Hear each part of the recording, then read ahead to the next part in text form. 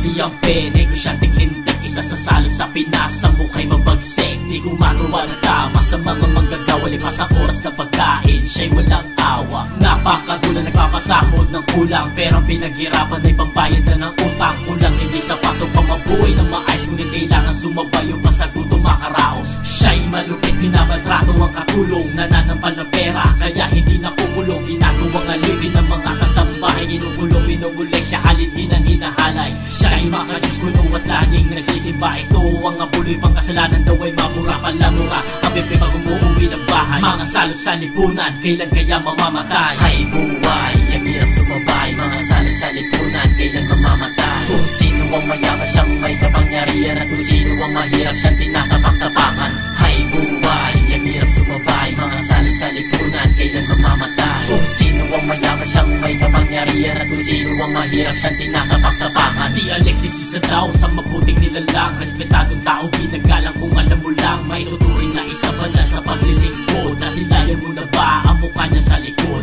Siya'y pinalaki, bigay ko kutsara sa bibig, yaman ng kanyang pamilya, kailan di madadaig.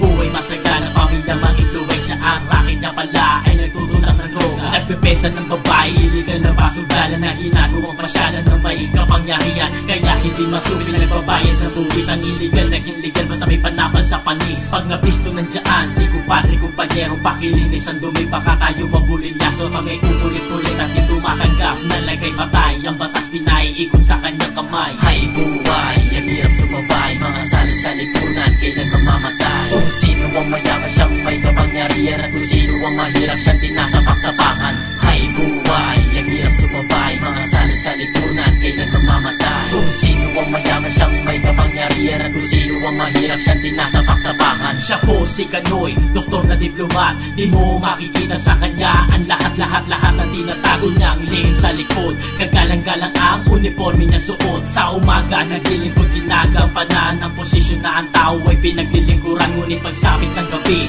namimingwit ng bata, isasakay sa kotse, sabay tutok ng batuta. Pagdating sa kondo, kanya nanguhubaran. Handa na ang artista, siya ang leading man, siya ang cameraman, siya ang producer ng show. Ang kawawang bata ay sunod-sunuran kay Kanoy. Lumuluwa, di niya alam ang gagawin, para magkalaman ng sikmura kanyang tatanggapin. Walang magagawa, kailangan kumita ng pera, pa sa magulang at pag-aaral ay meron pa suporta. Hay buhay, ang hirap sumabay. Mga salot sa lipunan, kailan mamamatay? Kung sino ang mayaman, siyang may kapangyarihan, at kung sino ang mahirap, siyang tinatapak-tapakan. Hay buhay, ang hirap sumabay. Mga salot sa lipunan, kailan mamamatay? Kung sino ang mayaman, siyang may kapangyarihan, at kung sino ang mahirap, siyang tinatapak-tapakan. Hay buhay, ang hirap sumabay. Mga salot sa lipunan, kailan mamamatay? Kung sino ang mayaman, siyang may kapangyarihan, at kung sino ang mahirap, siyang tinatapak-tapakan. Hay buhay, ang hirap sumabay. Mga salot sa lipunan, kailan mamamatay? Kung sino ang mayaman, siyang may kapangyarihan, at kung sino ang mahirap, siyang tinatapak-tapakan.